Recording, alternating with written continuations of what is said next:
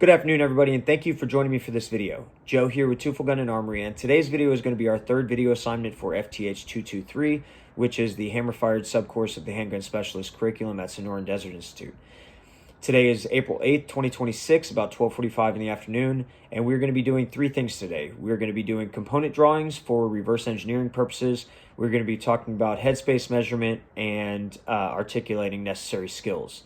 First things first, though, we have to do safety. There is no live ammunition anywhere in the workspace. The feed source has been removed and is free of ammunition.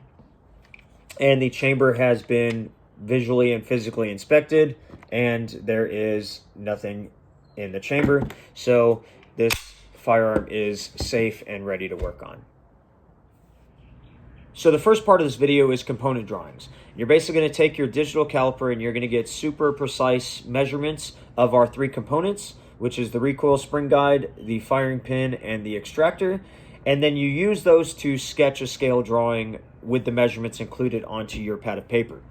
Now, this is a timed assignment, so I won't be going through this entire process on camera, but if you have any questions, leave them in the comments below and I'll answer each and every one of you. This is also a perfect time to say, go ahead and hit that like and subscribe button. It's the best way we grow together.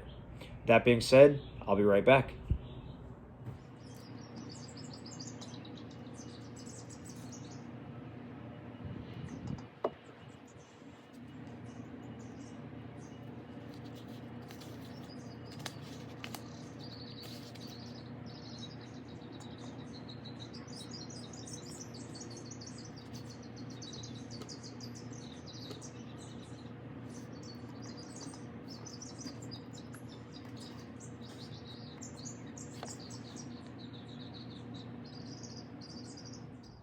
Okay, so as you can see here, we have all of the different measurements for our three components.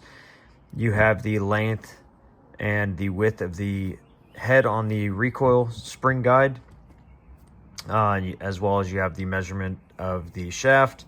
For the firing pin, you have all of the different components, including the length and depth of this indentation and how much the firing pin is actually sloping for the pin portion, and some measurements from a different angle here.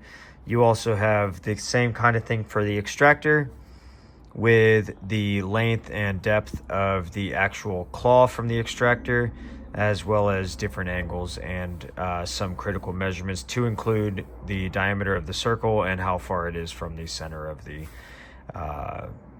top. So these are the critical components and critical measurements. And if you have any questions, let me know. So why is this important? Why is it important for us as gunsmiths to understand how to take these critical measurements and make these drawings? And the answer is fabrication of new components.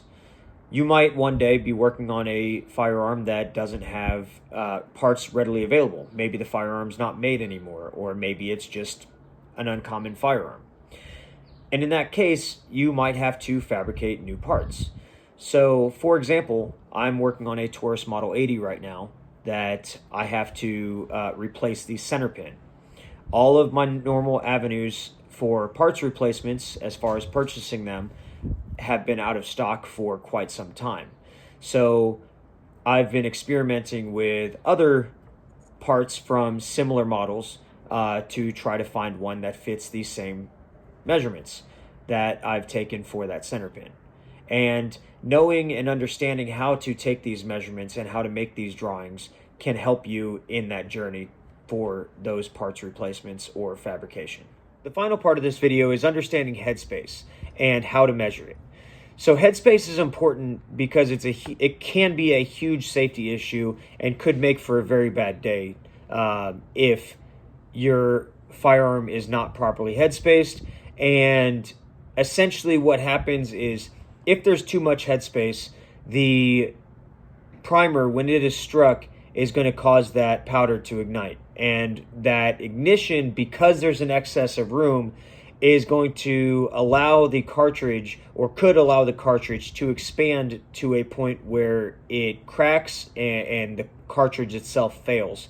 And when that happens, you have gases escaping at places where they're not supposed to, and it could damage your firearm's components and it could also hurt yourself. So it is important to have a properly head-spaced firearm and be safe at all times.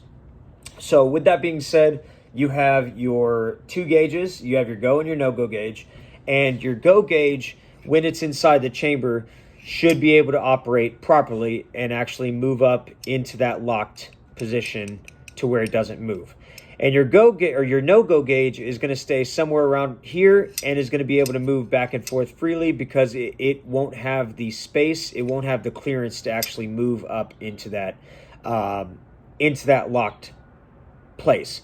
Now, if your no-go gauge does allow it to move up, that means you have too much head space, and it's a no-go gauge for a reason. It's not supposed to be able to do that. So with that being said, I'm going to show you.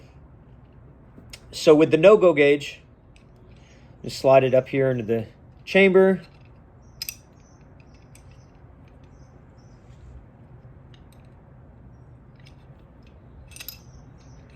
Just like so.